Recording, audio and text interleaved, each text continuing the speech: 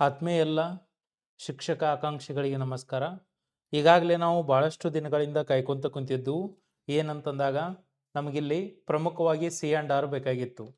ಹಾಗಾದರೆ ಈಗ ಸರ್ಕಾರದಿಂದ ಅಧಿಕೃತವಾಗಿ ಸಿ ಆ್ಯಂಡ್ ಆರ್ ಪ್ರಕಟ ಆಗೈತಿ. ಹಾಗಾದರೆ ಇಲ್ಲಿ ಇದು ಯಾವ ಹುದ್ದೆಗಳಿಗೆ ಸಂಬಂಧಪಟ್ಟಂಗೆ ಅಂತಂದ್ರೆ ಈಗಾಗಲೇ ನಮಗೆ ತಿಳಿದಿರುವಂತೆ ಇಲ್ಲಿ ಪ್ರಮುಖವಾಗಿ ಎಷ್ಟು ಹುದ್ದೆಗಳಿಗೆ ಸಂಬಂಧಪಟ್ಟಂಗೆ ಬಂದಿದೆ ಅಂತಂದರೆ ಇಲ್ಲಿ ಒಂದು PSTR, ಇನ್ನೊಂದು GPSTR ಮತ್ತು HSTR ಎಲ್ಲ ಹುದ್ದೆಗಳಿಗೆ ಸಂಬಂಧಪಟ್ಟಂಗೆ ಇದರಲ್ಲಿ ವಿಶೇಷವಾಗಿ ಏನಂತಂದಾಗ ದೈಹಿಕ ಶಿಕ್ಷಣ ಭಾಳಷ್ಟು ಜನ ಕೇಳ್ತಾ ಇದ್ರಿ. ದೈಹಿಕ ಶಿಕ್ಷಣ ಶಿಕ್ಷಕರು ಮತ್ತು ಕಂಪ್ಯೂಟರ್ ಶಿಕ್ಷಕರು ವಿಶೇಷವಾಗಿ ಈ ಎರಡೂ ಹುದ್ದೆಗಳಿಗೆ ಏನಾಗಿದೆ ಅಂತಂದ್ರೆ ಇಲ್ಲಿ ಕಾಲ್ಫರ್ಮ್ ಆಗಿದೆ ಅಂತ ನೋಡ್ತೇವೆ ನಾವು. ಹಾಗಾದ್ರೆ ಇಲ್ಲಿ ಸರ್ಕಾರದಿಂದ ಅಧಿಕೃತವಾಗಿ 14/7/2026 ಏನಾಗೈತಿ ಇಲ್ಲಿ ಸಿ ಆ್ಯಂಡ್ ಆರ್ ಬಂದಿದೆ ನೋಡ್ರಿ. ಇಲ್ಲಿ ಏನೇನು ಕೊಟ್ಟಿದಾರ್ರಿ ಅಂತಂದ್ರ ಇಲ್ಲಿ ಹುದ್ದೆಗಳು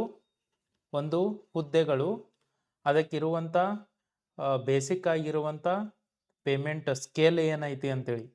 ಹಾಗಾದರೆ ನಿಮ್ಮ ಪೇಮೆಂಟ್ ಅಂತಂದ್ರೆ ಏನು, ನಿಮ್ಗೆ ಎಷ್ಟು ಹಣ ಐತಿ ಅನ್ನೋದು. ಅದ್ರ ಜೊತೆಗೆ ಏನಂತಂದ್ರೆ ವೆರಿ ಇಂಪಾರ್ಟೆಂಟ್ ಏನು ಕೊಟ್ಟಿದಾರ್ರಿ ಅಂತಂದ್ರೆ ಸಿಲೆಬಸ್ಸನ್ನು ಕೊಟ್ಟಿದ್ದಾರೆ. ಹೊಸ ಸಿಲೆಬಸ್ ಭಾಳಷ್ಟು ಚೇಂಜಸ್ಗಳನ್ನು ಹೊಂದಿದೆ ಅಂತ ನೋಡ್ತೀವಿ ನಾವು. ಹಾಗಾದರೆ ಇಲ್ಲಿ ನೋಡಿ, ಇದು ಯಾವಾಗ ಪ್ರಕಟ ಆಗ್ತೈತಿ ಅವಾಗಿಂದ ನಾನು ಏನು ಮಾಡಬೇಕು ಅಂತಂದ್ರೆ ಇದನ್ನು ಜಾರಿಗೆ ತರಬೇಕು ಅಂತೇಳಿ ಇಲ್ಲಿ ಅನೌನ್ಸ್ಮೆಂಟನ್ನು ಮಾಡಿದಾರು. ಹಾಗಾದರೆ ಇಲ್ಲಿ ಎಲ್ಲ ಮಾಹಿತಿಯನ್ನು ಕೊಡ್ತಾ ಬಂದಿದ್ದಾರು. ಇದೆಲ್ಲ ನಮಗೆ ಬ್ಯಾಡ. ಇಲ್ಲಿ ಸ್ಪರ್ಧಾತ್ಮಕ ಪರೀಕ್ಷೆಯನ್ನು ನಡೆಸುವುದರ ಬಗ್ಗೆ ಮಾಹಿತಿಯನ್ನು ಕೊಟ್ಟಿದ್ದಾರೆ ಇಲ್ಲಿ. ಹಾಗಾದರೆ ಇಲ್ಲಿ ಇದೆಲ್ಲವನ್ನು ನೋಡ್ತಾ ಬಂದಾಗ ನಾವು ಏನನ್ನು ಗಮನಿಸ್ಕೋಬೇಕು ಅಂತಂದ್ರೆ ಇಲ್ಲಿ ನೋಡಿ, ಈಗಾಗಲೇ ಪ್ರಾಥಮಿಕ ಶಾಲೆ 1ರಿಂದ 5ನೇ ತರಗತಿಯ ಹುದ್ದೆಗಳಿಗೆ ತೆಗೆದುಕೊಂಡಾಗ ಈಗ ನೋಡ್ರಿ, ಇವರು ಪ್ರೈಮರಿ ಶಿಕ್ಷಕರು ಇಲ್ಲಿ ಸ್ಪರ್ಧಾತ್ಮಕ ಪರೀಕ್ಷೆಯಿಂದ 70%. ಈಗಾಗಲೇ ಇದನ್ನೆಲ್ಲವನ್ನ ನಾವು ನೋಡಿದ್ವಿ, ಈ ಹಿಂದೆನೇ ನೋಡಿದ್ವಿ. ಸ್ಪರ್ಧಾತ್ಮಕ ಪರೀಕ್ಷೆ ಅಂತಂದ್ರೆ ಏನು, ಈಗ ಸರ್ಕಾರ ನಡೆಸುವಂಥ ಪರೀಕ್ಷೆಯಲ್ಲಿ 70, ಇನ್ನು TET ಪೇಪರ್ 1 20% ಹಿಡಿತಾರು. PUC ಅಥವಾ ತತ್ಸಮಾನದಲ್ಲಿ 8%, ಇನ್ನು ಶಿಕ್ಷಕರ ಶಿಕ್ಷಣದ ಕೋರ್ಸ್ ಅದರ 2%, ಅಂದರೆ ಇಲ್ಲಿ DED, ಈ DEDನಲ್ಲಿ ತೆಗೆದುಕೊಂಡಾಗ 8%, 2% ಈ ರೀತಿಯಾಗಿ ಮಾಡಿದ್ರು. ಓವರಾಲ್ ತೆಗೆದುಕೊಂಡಾಗ ಏನಾಗಿತ್ತು ಇದು ಇಲ್ಲಿ 70, ಇನ್ನು TETದು 20, ಅದರೊಂದಿಗೆ ಇವು ಎರಡೂ ಕೂಡಿ 10% ಇತ್ತು. ಮತ್ತು ನಂತರದಲ್ಲಿ ತೆಗೆದುಕೊಂಡಾಗ ನೋಡ್ರಿ, ಇಲ್ಲಿ 4 ವರ್ಷಗಳ ಶಿಕ್ಷಣ ಪದವಿ ಹೊಂದಿರುವ ಅಭ್ಯರ್ಥಿಗಳು, 4 ವರ್ಷ ಅವ್ರು ಏನಾದರೂ ಶಿಕ್ಷಣ ಪದವಿಯನ್ನು ಹೊಂದಿದ್ರು ಅಂತಂದ್ರೆ ಅವರ ವೇಟೇಜ್ ಏನಾಗ್ತಿತ್ತು ಅಂತಂದರೆ ಇಲ್ಲಿ CET 70%, ಪೇಪರ್ 1 ಪಾಸ್ ಆಗಿದ್ರು, TET ಅಂದರೆ 20. 4 ವರ್ಷಗಳು ಅಂತಂದರೆ ಈಗ ನೋಡಿ, BEL B.Ed, BA B.Ed, BA B.Ed ಅಂತೇಳಿ, BAD, BSc B.Ed ಈ ರೀತಿಯಾಗಿ 4 ವರ್ಷಗಳ ಕೋರ್ಸನ್ನು ಪದವಿ ಪಡೆದವರಿಗೆ ಈ ರೀತಿಯಾಗಿ ಮಾಡಿದ್ರು.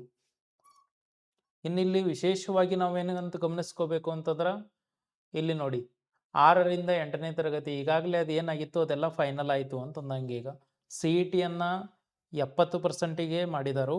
ಇನ್ನು TET ಪೇಪರ್ 2 ಪಾಸ್ ಆಗಿರಬೇಕು ಅವರು 20% ಆಯಿತು. ಇನ್ನು ನಂತರದಲ್ಲಿ ಪದವಿಯನ್ನು ತೆಗೆದುಕೊಂಡಾಗ ಡಿಗ್ರಿ, ಈ ಡಿಗ್ರಿಯಲ್ಲಿ 8%, ಅಂದರೆ ಒಂದು BA, ಇನ್ನೊಂದು BSc ಅನ್ನುವಂಥದ್ದು. ಇನ್ನು ಇಲ್ಲಿ ಇದು DED, ಇದು B.Ed, ಇದು B.Edನಲ್ಲಿ ಎಷ್ಟು 2% ಅಂತೇಳಿ, ಇಲ್ಲ ಡಿಗ್ರಿ ಮೇಲೆ ಇದನ್ನು ಮಾಡಿರ್ತಾರೆ, DED ಮಾಡಿರ್ತಾರೆ ಆ ರೀತಿ. ಈಗಾಗಲೇ ಇದ್ರ ಬಗ್ಗೆ ನೋಡಿದ್ವಿ ನಾವು. ಇನ್ನು 4 ವರ್ಷಗಳು ಅಲ್ಲಿ ಇದನ್ನು ಮಾಡಿದವ್ರಿಗೂ ಈ ರೀತಿ ಕೊಟ್ಟಿದ್ದಾರೆ ನೋಡ್ರಿ. ಇಲ್ಲಿ ಗಣಕ ವಿಜ್ಞಾನ ಶಿಕ್ಷಕ ಅಂತೇಳಿ ವಿಶೇಷವಾಗಿ ಏನು ಮಾಡಿದ್ದಾರೆ ಅಂತಂದ್ರೆ ಕಂಪ್ಯೂಟರ್ ಟೀಚರ್ಸನ್ನು ಕೊಟ್ಟಿದ್ದಾರೆ. ಇದು ಕಂಪ್ಯೂಟರ್ ಟೀಚರ್ಸ್, ಇವರು CETಯಲ್ಲಿ 70%, ಇನ್ನು ನಿಗದಿಪಡಿಸಿದ ಪದವಿಯಲ್ಲಿ ಅವ್ರಿಗೆ ಯಾವ ಪದವಿಯನ್ನು ಕೊಡ್ತಾರೋ ಆ ಪದವಿಯಲ್ಲಿ ಏನಂತಂದ್ರೆ 30% ಇರಬೇಕು ಅಂತೇಳಿ. ಇವ್ರಿಗೆ ಯಾವುದೇ ರೀತಿಯಾಗಿರುವಂಥ TET ಅನ್ನೋದಿಲ್ಲ, ಅದೊಂದಿಲ್ಲ ಅಂತೇಳಿ ನೋಡ್ಕೋಬೋದು ನೀವು. ಅಂದರೆ ಈ ಕೋರ್ಸಿಗೆ TET ಅನ್ನೋದಿಲ್ಲ, ಯಾಕಂದ್ರೆ ಅಲ್ಲಿ ಕೊಟ್ಟೇ ಇಲ್ಲ ಅವರು. ಇನ್ನೇನಾಯ್ತು ಇಲ್ಲಿ ದೈಹಿಕ ಶಿಕ್ಷಣ ಶಿಕ್ಷಕರು 85% ಅವರು ಇಲ್ಲೇನು ಎಕ್ಸಾಮ್ ಬರೀತಾರೆ ಅದ PUC ಅಥವಾ ತತ್ಸಮಾನದಲ್ಲಿ ತೆಗೆದುಕೊಂಡಾಗ 13%, ದೈಹಿಕ ಶಿಕ್ಷಣ ಸರ್ಟಿಫಿಕೇಟ್ ಡಿಪ್ಲೊಮಾದಲ್ಲಿ 2%, ಅವ್ರದ್ದೇ ಆದಂಥ ಕೋರ್ಸಿಗೆ ಮಾಡಿರುವಂಥದ್ದು. ಇನ್ನು BEd ಮತ್ತು BEd ಅಥವಾ BEd ವಿಶೇಷ ಶಿಕ್ಷಣ ಅಭ್ಯರ್ಥಿಗಳು ಅವ್ರಿಗೆ ಏನು ಮಾಡಿದ್ದಾರೆ ಅಂತಂದರೆ ಇಲ್ಲಿ 85% CET ಅನ್ನು ಕೊಟ್ಟಿದ್ದಾರೆ. ಪದವಿಯಲ್ಲಿ ಪಡೆದದ್ದು 13% ಶಿಕ್ಷಣ ಕೋರ್ಸ್. ಆ ಕೋರ್ಸಿನ ಮೇಲೆ ಅವರು ಇದು ದೈಹಿಕ ಶಿಕ್ಷಣ ಅಂತಂದ್ರೆ ಟೀಚರ್ ಇವರು. ಆ ಟೀಚರು BPEd ಅದೇನು ಮಾಡಿರ್ತಾರೆ ನೋಡ್ರಿ, ಇಲ್ಲೈತೆ ನೋಡ್ರಿ BPEd ಗ್ರೇಡ್ 1 ದೈಹಿಕ ಶಿಕ್ಷಣ, BPEd ಆಮೇಲೆ BPEd ವಿಶೇಷ ಶಿಕ್ಷಣ ಅಥವಾ ತತ್ಸಮಾನವನ್ನು ಪಡೆದಂಥವ್ರು ಇವ್ರಿಗೆ ಏನಂತಂದ್ರೆ ಇಲ್ಲಿ 85 CETಯಲ್ಲಿ ಪದವಿಯಲ್ಲಿ ಪಡೆದ ಅಂಕಗಳು 13, ವಿಶೇಷ ಶಿಕ್ಷಣದಲ್ಲಿ 2, ಆ ರೀತಿ ಅವ್ರು ಕೊಟ್ಟಿದ್ದಾರೆ. ಇಲ್ಲಿ ನೋಡಿ ಮಹಿಳಾ ಮೀಸಲಾತಿಯನ್ನು ತೆಗೆದುಕೊಂಡಾಗ ಈಗ ನೋಡಿ ಈಗಾಗಲೇ ಏನು ಮಹಿಳಾ ಮೀಸಲಾತಿ ಇದೆ ಅದೇ ಕಂಟಿನ್ಯೂ ಆಗ್ತೈತಿ ಅಂತ ಕೊಟ್ಟಿದ್ದಾರೆ ನೋಡ್ರಿ. ನೇರ ನೇಮಕಾತಿಗೆ ಚಾಲ್ತಿಯಲ್ಲಿರುವಂತಹ ನಿಯಮಗಳಂತೆ ಲಂಬ ಹಾಗೂ ಸರಳ ಸಮತಲ ನೇಮಕಾತಿ ಆಗುತ್ತದೆ ಅಂತ ಕೊಟ್ಟಿದ್ದಾನು. ವಯೋಮಿತಿಯನ್ನು ತೆಗೆದುಕೊಂಡಾಗ 21 ವರ್ಷ ವಯೋಮಾನವರ ಅಂದರೆ 21 ವರ್ಷದಿಂದ ಯಾರ್ಯಾರು ಈ ಕೋರ್ಸಿಗೆ ಎಲಿಜಿಬಲ್ ಇದ್ದೀರಿ ಅವ್ರು ಯಾರ್ಯಾರು ಅದರ ಹುದ್ದೆಗಳಿಗೆ ನೀವು ಕ್ವಾಲಿಫಿಕೇಷನನ್ನು ಹೊಂದಿದ್ದೀರಿ ನೀವೆಲ್ಲರೂ ಕೂಡ ಅಪ್ಲೈ ಮಾಡ್ಬೋದು. ಇನ್ನು SC ST ಆಮೇಲೆ ಪ್ರವರ್ಗ 1 ಅಂಗವಿಕಲ ಅಭ್ಯರ್ಥಿಗಳು ಇವ್ರಿಗೆ 43 ವರ್ಷ ಗರಿಷ್ಠ ಕೊಟ್ಟಿದ್ದಾನು. 2A ಆಮೇಲೆ 2B 3A 3B ಅವರು 41 ವರ್ಷ ಇರ್ತೈತಿ. ಸಾಮಾನ್ಯರಿಗೆ 38 ವರ್ಷ, GM ಮೆರಿಟ್ GM ಕ್ಯಾಂಡಿಡೇಟ್ಸ್ಗೆ 38 ವರ್ಷ ಏನೈತಿ ಅಂತಂದರೆ ಇಲ್ಲಿ ಅಪ್ಲಿಕೇಶನ್ ಹಾಕಲು ಇರುವಂಥದ್ದು. ಇನ್ನು ಅರ್ಜಿಯ ಏನು ದಿನಾಂಕಗಳ ಬಗ್ಗೆ ಅದು ಏನಂತಂದ್ರೆ ಅದು ಲಾಸ್ಟ್ ಡೇಟ್ ಇರ್ತೈತಿ ನೋಡ್ರಿ, ಅಲ್ಲಿಗೆ ಅವರು ಏನಾಗಿರ್ಬೇಕಂತಂದ್ರೆ ಈ ದಿನಗಳನ್ನು ಮೀರುವಂತಿಲ್ಲ. ಈಗ GM ಕ್ಯಾಂಡಿಡೇಟ್ ಅದಾನಂತಂದ್ರೆ ಇವೇನಾಗಿರಬೇಕು 21 ವರ್ಷದ ಮೇಲ್ಪಟ್ಟು ಮತ್ತು 38 ವರ್ಷಕ್ಕಿಂತ ಕಡಿಮೆ ಇರಬೇಕು. ಅಂದ್ರೆ ಆ ಅರ್ಜಿ ಹಾಕುವಂಥ ದಿನಾಂಕದ ಅನುಸಾರವಾಗಿ ಲೆಕ್ಕಾಚಾರ ಅಲ್ಲಿಗೆ ಮಾಡಬೇಕು ಅಂತ ಕೊಟ್ಟಿದ್ದಾರೆ ನೋಡ್ರಿ. ಆ ರೀತಿ ಮಾಹಿತಿ ಐತಿ. ಇದೆಲ್ಲವೂ ಕೂಡ ನೇಮಕಾತಿಯ ಬಗ್ಗೆ ಇರುವಂಥದ್ದು.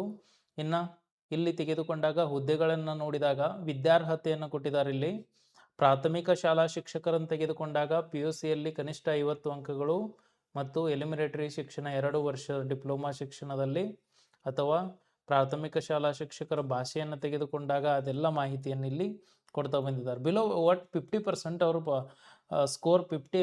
ಈಗ ಒಂದು ವೇಳೆ PUCಯಲ್ಲಿ ತೆಗೆದುಕೊಂಡಾಗ ನಂದು 45 ಆಗೈತಿ ಅಂತಂದರೆ ಇಲ್ಲ, 50 ಅಂಕ ಕನಿಷ್ಠ ಹೆಚ್ಚಿಗೆ ಆಗಿ 50 ಅಂಕದ ಮೇಲೆ ಇರಬೇಕು.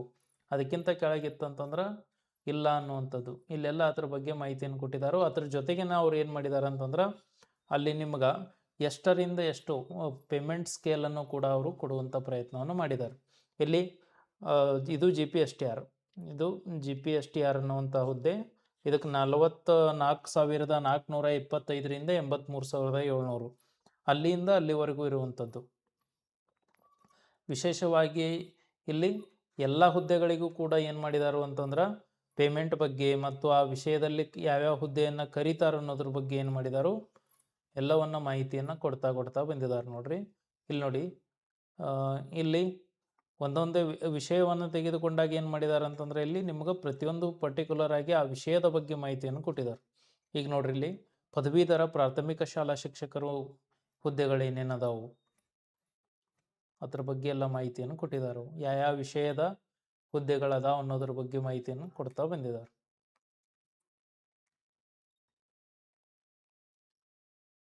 ನೋಡಿ ಕಂಪ್ಯೂಟರ್ ಶಿಕ್ಷಕರು ವಿಶೇಷವಾಗಿ 1ರಿಂದ 8ನೇ ತರಗತಿವರೆಗಿನ ಕಂಪ್ಯೂಟರ್ ಶಿಕ್ಷಕರು ವಿಶೇಷವಾಗಿ ಕೊಟ್ಟಿದ್ದಾರೆ ನೋಡಿ. ಇಲ್ಲಿ ಬ್ಯಾಚುಲರ್ ಆಫ್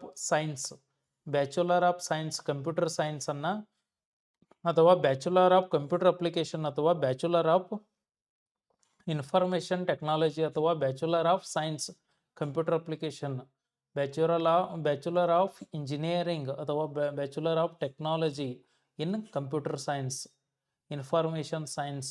ಇಲ್ಲಿ ಕನಿಷ್ಠ ಸರಾಸರಿ 50% ಮೇಲ್ಪಟ್ಟು ಏನಾಗಿರ್ಬೇಕಂತಂದ್ರೆ ಪಾಸ್ ಆಗಿರಬೇಕು ಅಂತ ಕೊಟ್ಟಿದ್ದಾರೆ. ಕನ್ನಡ ಭಾಷೆಯನ್ನು SSLCಯಲ್ಲಿ ಮತ್ತು ಪ್ರಥಮ ಅಥವಾ ದ್ವಿತೀಯ ಭಾಷೆಯನ್ನಾಗಿ ಅಭ್ಯಾಸ ಮಾಡಿರಬೇಕು. ಅಂದ್ರೆ ಕಡ್ಡಾಯವಾಗಿ ನೀವೇನು ಓದಿರಬೇಕು ಅಂತಂದ್ರೆ ಕನ್ನಡವನ್ನು ಓದಿರಲೇಬೇಕು ಅಂತಂದಂಗೆ. ಇಲ್ರಿ ಸರ ನಾನು ಕನ್ನಡ ಇಲ್ಲ ಅಂತಂದ್ರೆ ಮುಗಿದೋಯ್ತಿಲ್ಲ ಅಂತಂದಂಗೆ. ಶಾಲಾ ಶಿಕ್ಷಣ ಇಲಾಖೆಯ ಗಣಕ ವಿಜ್ಞಾನ ಶಿಕ್ಷಕರಾಗಿ ನೇಮಕ ಹೊಂದಿದ್ದಲ್ಲಿ ರಾಷ್ಟ್ರೀಯ ಶಿಕ್ಷಕರ ಶಿಕ್ಷಣ ಪರಿಷತ್ತು ಅಂದ್ರೆ NCTE ಇಂದ ಮಾನ್ಯತೆ ಪಡೆದಿರುವಂಥ ಸಂಸ್ಥೆಯಿಂದ ನೇಮಕಾತಿಗೊಂಡ 5 ವರ್ಷದೊಳಗೆ ಏನು ಮಾಡಬೇಕು, ನೀವು BEd ಅರ್ಹತೆಯನ್ನು ಹೊಂದಬೇಕು. 5 ವರ್ಷದ ಒಳಗೆ ಅರ್ಹತೆಯನ್ನು ಪೂರ್ಣಗೊಳಿಸಬೇಕು. ನಿಮಗೆ ಅವಕಾಶವನ್ನು ಕೊಟ್ಟಿದ್ದಾರೆ ಅವರು. ಏನಂತಂತ ಇಲ್ಲಿ ಮಾನ್ಯತೆ ಪಡೆದಿರುವಂತಹ ಶಿಕ್ಷಣ ಸಂಸ್ಥೆಯಿಂದ 5 ವರ್ಷಗಳ ಒಳಗಾಗಿ ನೀವೇನು ಮಾಡಬೇಕು, BEd ಅರ್ಹತೆಯನ್ನು ಹೊಂದಿರಲೇಬೇಕು. ಅಂದ್ರೆ ಮೊದಲು ಏನು ಹೇಳಿದಾರೆ ಅವರು, ಈಗ ಕಾಲ್ಫಾರ್ ಮಾಡುವಾಗ TET ಇಲ್ಲ ಅವ್ರು, ಯಾಕಂದ್ರೆ ಅವ್ರು ಮೊದಲು BEd ಅನ್ನು ಪಡೆದಿಲ್ಲ. ಆಮೇಲೆ ಅವ್ರು ಏನು ಹೇಳಿದಾರೋ 5 ವರ್ಷದೊಳಗೆ ನೀವು ಏನು ಪಡಿಬೇಕು, BEd ಅನ್ನು ಪಡಿಬೇಕು. BEd ಪಡೆದ ಮೇಲೆ ನೀವು TET ಅನ್ನು ಮಾಡ್ಕೊಳ್ಳೇಬೇಕಾಗ್ತೈತಿ. ನೋಡಿ, ಪ್ರೌಢಶಾಲೆಯ ಸಹ ಶಿಕ್ಷಕರನ್ನು ತೆಗೆದುಕೊಂಡಾಗ ಇದು HSTR ತಗೊಂಡಾಗ ಪೇಮೆಂಟ್ ಸ್ಕೇಲ್ ಬಗ್ಗೆ ಮಾಹಿತಿಯನ್ನು ಕೊಟ್ಟಿದ್ದಾರೆ ನೋಡ್ರಿ. 99,400 54,175ರಿಂದ ಈ ಎಲ್ಲ ಮಾಧ್ಯಮಗಳ ಇಲ್ಲಿ ಭಾಷಾ ಶಿಕ್ಷಕರು ಕೊಟ್ಟಿದ್ದಾರೆ. ಅದರ ಜೊತೆಗೆ ಏನಂತಂದ್ರೆ ಇಲ್ಲಿ ಕಲಾ ಮತ್ತು ವಿಜ್ಞಾನ ಶಿಕ್ಷಕರ ಬಗ್ಗೆ ನೀಟಾಗಿ ಮಾಹಿತಿಯನ್ನು ಕೊಟ್ಟಿದ್ದಾರೆ ಇಲ್ಲಿ. ಈಗ ನಾವು ಇಲ್ಲಿ ಏನು ನೋಡ್ಬೇಕಂತಂದ್ರೆ ಇಲ್ಲಿ ಇದು ಮೇನ್ ನೋಡ್ರಿ, ನಮಗೆ ಪ್ರಶ್ನೆ ಪತ್ರಿಕೆಯನ್ನು ಯಾವ ರೀತಿಯಾಗಿ ಬರ್ತೈತಿ ಅಂತ ಸಿಲೆಬಸ್ಸನ್ನು ಅವರು ಕೊಟ್ಟಿದ್ದಾರೆ. ಇದೊಂದು ಭಾಳ ಚಲೋ ಮಾಡಿದಾರು. ಹಾಗಾದ್ರೆ ಇದು ಬಂತ್ರಿ ಅಂತಂದ್ರೆ ನೋಟಿಫಿಕೇಶನ್ ಭಾಳಷ್ಟು ಸೂನ್ ಐತಿ ಅಂತಂದಂಗೆ. ಈಗ ನೋಟಿಫಿಕೇಶನ್ ಆಗ್ತೈತಿ ನೋಡ್ರಿ ಈಗ. ಹಾಗಾದ್ರೆ ಇಲ್ಲಿ 1ರಿಂದ 5ನೇ ತರಗತಿ ಇದು PSTR. ಈ PSTR ಶಿಕ್ಷಕರನ್ನು ತೆಗೆದುಕೊಂಡಾಗ ಏನು ಚೇಂಜಸ್ ಮಾಡಿದಾರೆ ನೋಡ್ರಿ ಇಲ್ಲಿ. ಸೇಮ್ ಪೇಪರ್ 1 ಏನಿತ್ತು ರೀ, ಸಾಮಾನ್ಯ ಜ್ಞಾನ ಇತ್ತು, ಸಾಮಾನ್ಯ ಪತ್ರಿಕೆ ಇತ್ತು. 150 ಮಾರ್ಕ್ಸಿಗೆ OMR ಇತ್ತು. ಇದು ಯಾವುದು ಮಲ್ಟಿಪಲ್ ಚಾಯ್ಸ್ ಇತ್ತಿದ ನೋಡಿ. ಇಲ್ಲಿ ಸಾಮಾನ್ಯ ಜ್ಞಾನ ಐತಿ, ಬಾಲ ಮನೋವಿಜ್ಞಾನ ಕೊಟ್ಟಿದ್ದಾರೆ, ಮಾನಸಿಕ ಸಾಮರ್ಥ್ಯ ಮೆಂಟಲ್ ಅಬಿಲಿಟಿ ಕೊಟ್ಟಿದ್ದಾರೆ. ಭಾಷೆಗಳನ್ನು ತೆಗೆದುಕೊಂಡಾಗ ಕನ್ನಡ ಮತ್ತು ಸಾಮಾನ್ಯ ಇಂಗ್ಲೀಷ್, ಸಾಮಾನ್ಯ ಜನರಲ್ ಕನ್ನಡ, ಜನರಲ್ ಇಂಗ್ಲೀಷ್ ಐತಿ. ಮೌಲ್ಯ ಶಿಕ್ಷಣ ಐತಿ, ಆರೋಗ್ಯ ಶಿಕ್ಷಣ ಐತಿ, ಗಣಕಯಂತ್ರ ಕಂಪ್ಯೂಟರ್ ಸಾಕ್ಷರತಾ ಪರೀಕ್ಷೆ ಆ್ಯಸ್ ಇಟ್ ಈಸ್ ಇದ್ದಂಗೆ ಐತಿ. ನೆಕ್ಸ್ಟ್ ಇಲ್ಲಿ ತಗೊಂಡಾಗ ಪೇಪರ್ 2ನಲ್ಲಿ ನೋಡ್ರಿ, ಇಲ್ಲಿ ಗಣಿತ, ಪರಿಸರ ಅಧ್ಯಯನ, EVS, ಸಮಾಜ ವಿಜ್ಞಾನ ಒಂದು 50 ಮಾರ್ಕ್ಸ್ದು MCQ ಇರ್ತೈತೆ ರೀ. MCQ ಮಾದರಿ OMR ಸೀಟ್ನಲ್ಲಿ. ಇನ್ನು ಡಿಸ್ಕ್ರಿಪ್ಟಿವ್ ತೆಗೆದುಕೊಂಡಾಗ ಗಣಿತ, ಪರಿಸರ ಅಧ್ಯಯನ, ಸಮಾಜ ವಿಜ್ಞಾನವನ್ನು ಬರೀಬೇಕು, ಡಿಸ್ಕ್ರಿಪ್ಟಿವ್ ಐತಿ. ಹೌದು. ಹಾಗಾದರೆ ಇಲ್ಲಿ ಪೇಪರ್ 3 ನೋಡಿದಾಗ ನೋಡ್ರಿ, ಇಲ್ಲಿ ಭಾಷಾ ಪ್ರಾವೀಣ್ಯತೆಯನ್ನು ಏನು ಮಾಡಿದ್ದಾರೆ, ಇಲ್ಲಿ 2 ಭಾಷೆಗಳ ಬಗ್ಗೆಯನ್ನು ಕೇಳಿದಾರು. ಇಲ್ಲಿ ನೋಡಿ, ನೀವು ಕನ್ನಡ ಒಂದೇ ಓದ್ತಾ ಇದ್ರಿ, ಈಗ ಕನ್ನಡ ಒಂದೇ ಓದ್ತಾ ಇದ್ರಿ, ಕನ್ನಡ ಒಂದೇ ಬರಿತಾ ಇದ್ರಿ. ಆದರೆ ಈಗ ಏನು ಮಾಡಿದ್ದಾರೆ, ಭಾಷಾ ಪ್ರಾವೀಣ್ಯತೆಯಲ್ಲಿ 50 ಮಾರ್ಕ್ಸು ಕನ್ನಡ, 50 ಮಾರ್ಕ್ಸ್ ಇಂಗ್ಲೀಷು. ಇದು ಎಲ್ಲಿ ಅಂತಂದ್ರೆ PSTR 50 marks Kannada, 50 marks English paper 3 ಅಂತ ಏನು ಮಾಡಿದಾರು.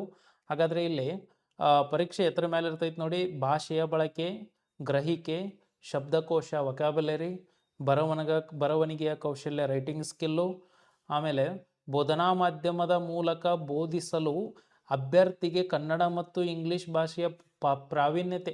ಹಾಗಾದ್ರೆ ನೀವು ಈಗ ಆಲ್ಮೋಸ್ಟ್ KPS ಸ್ಕೂಲ್ನಲ್ಲಿ ಟೀಚಿಂಗ್ ಮಾಡ್ತಾ ಇರ್ತಾರೆ ಭಾಳಷ್ಟು ಜನ. ಬೈಲ್ಯಾಂಗ್ವೇಜ್ ಮಾಡ್ಬೇಕ್ರಿ ಇವರು.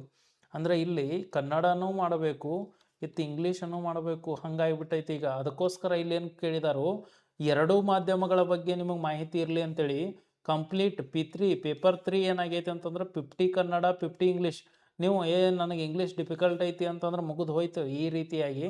ಇನ್ನು ದೈಹಿಕ ಶಿಕ್ಷಕರನ್ನು ತೆಗೆದುಕೊಂಡಾಗ ಸೇಮ್ ಪೇಪರ್ ಇದೇನೈತಿ, ಸಾಮಾನ್ಯ ಪತ್ರಿಕೆ ಎಲ್ಲ ಸೇಮ್ ಐತಿ. ಇನ್ನು 2 ಅಂತ ತೆಗೆದುಕೊಂಡಾಗ ಅಲ್ಲಿಯೂ ಕೂಡ 50 ಮಾರ್ಕ್ಸ್ ಏನು ಮಾಡಿದ್ದಾರೆ, MCQ ಮಾಡಿದ್ದಾರೆ ಅವರಿಗೆ ದೈಹಿಕ ಶಿಕ್ಷಣ ಅದಕ್ಕೆ ಸಂಬಂಧಪಟ್ಟಂಗ. ಇನ್ನು ದೈಹಿಕ ಶಿಕ್ಷಣದ ವಿವರಣಾತ್ಮಕ 100. ಇನ್ನು ಭಾಷಾ ಪ್ರಾವೀಣ್ಯತೆ ನೋಡ್ರಿ, ಕನ್ನಡ ಇಂಗ್ಲೀಷ್ ನೆನಪಿಟ್ಟು ಬಿಡ್ರಿ, ಕನ್ನಡ 50 ಇಂಗ್ಲೀಷ್ 50 ಎಲ್ಲದಕ್ಕೂ. ಅಂದ್ರೆ ಏನು ಮಾಡಿಬಿಟ್ಟಿದ್ದಾರೆ ಅಂತಂದ್ರೆ ಇಲ್ಲಿ 2 ಭಾಷೆಗೆ ಸಮಾನವಾಗಿರುವಂಥ ಮಹತ್ವವನ್ನು ಕೊಡುವಂಥದ್ದು. ಸೇಮ್ ಇಲ್ಲಿನೂ ಕೂಡ ಅದೇ ರೀತಿಯಾಗಿ ಐತಿ. GPSTR ನೋಡ್ರಿ, GPT ಟೀಚರ್ಗಳಿಗೆ ಇಲ್ಲಿ ಏನು ವಿಶೇಷವಾಗಿ ಮಾಡಿದಾರೆ ನೋಡಿ. ಸಾಮಾನ್ಯ ಕನ್ನಡ, ಸಾಮಾನ್ಯ ಇಂಗ್ಲೀಷ್, ಸಾಮಾನ್ಯ ಜ್ಞಾನ, ಪ್ರಚಲಿತ ವಿದ್ಯಮಾನ, ಶೈಕ್ಷಣಿಕ ಮನೋವಿಜ್ಞಾನದ ಜೊತೆಗೆ ಮಾನವ ಅಭಿವೃದ್ಧಿಯನ್ನು ಕೊಟ್ಟಿದ್ದಾರೆ ನೋಡ್ರಿ. ಹ್ಯೂಮನ್ ಡೆವಲಪ್ಮೆಂಟ್ ಅಂದ್ರೆ ಮಾನವ ಅಭಿವೃದ್ಧಿ ಮತ್ತು ಶೈಕ್ಷಣಿಕ ಮನೋವಿಜ್ಞಾನ ಕೊಟ್ಟಿದ್ದಾನು. ಆಮೇಲೆ ಮೌಲ್ಯ ಶಿಕ್ಷಣ ಮತ್ತು ಆರೋಗ್ಯ ಶಿಕ್ಷಣವನ್ನು ಕೊಟ್ಟಿದ್ದಾನು, ಗಣಕಯಂತ್ರವನ್ನು ಕೊಟ್ಟಿದ್ದಾನು.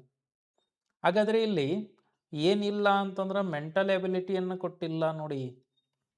ಮೆಂಟಲ್ ಎಬಿಲಿಟಿ ಮಾನಸಿಕ ಸಾಮರ್ಥ್ಯದ ಬಗ್ಗೆ ಮಾಹಿತಿಯನ್ನು ಕೊಟ್ಟಿಲ್ಲ.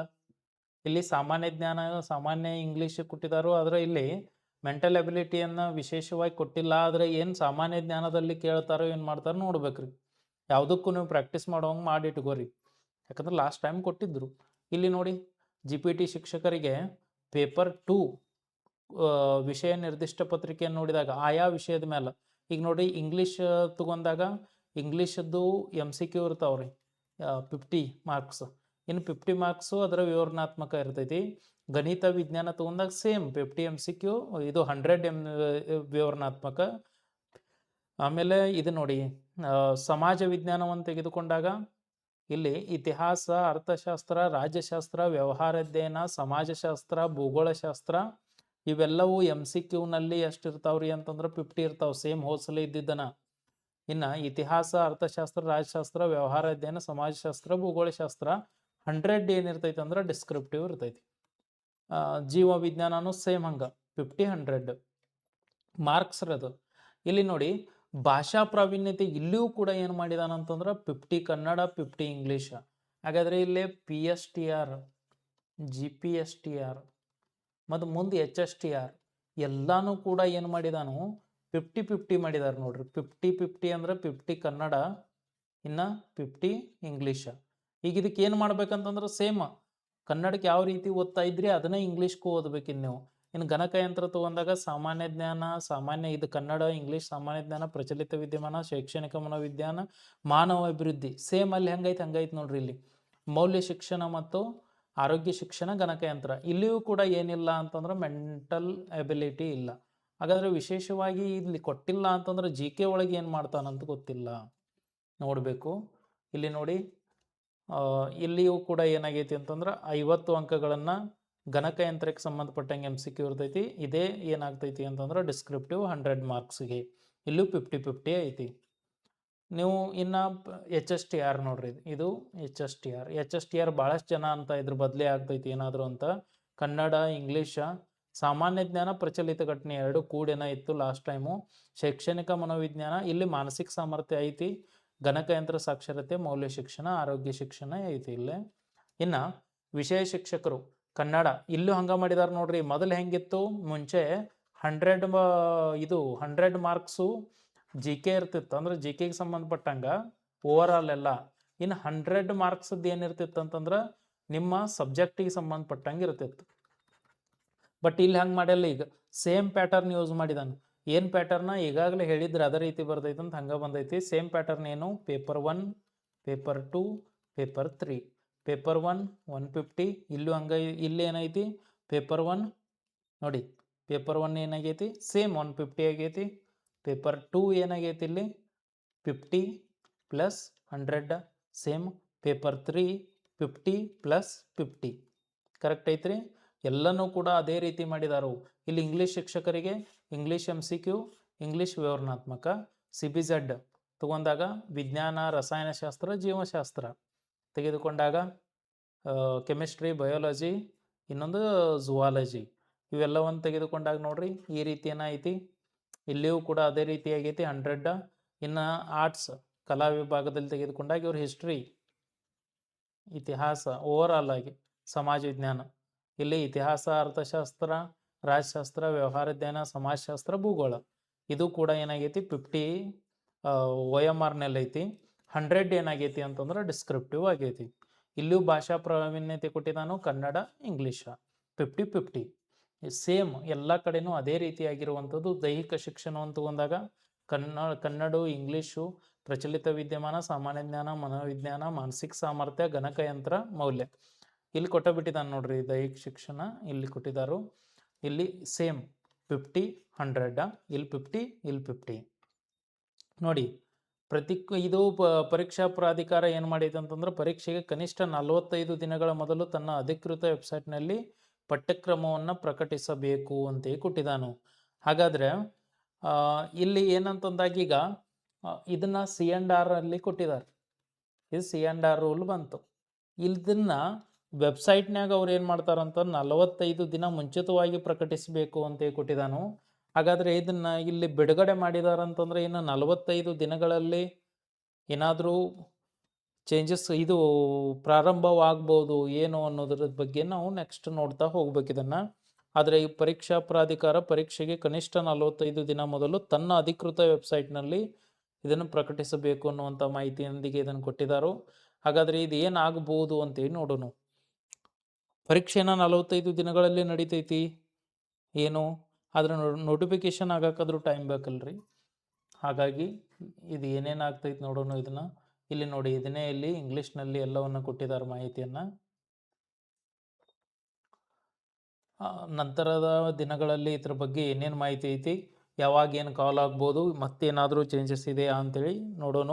ಆದರೆ ನೀವೇನು ತಿಳ್ಕೊಬೇಕೀಗ ಅಂತಂದರೆ ಇಲ್ಲಿ ನೋಡಿ, ನೀವು ಯಾವುದಾದ್ರೂ ಎಕ್ಸಾಮ್ ಬರೀರಿ.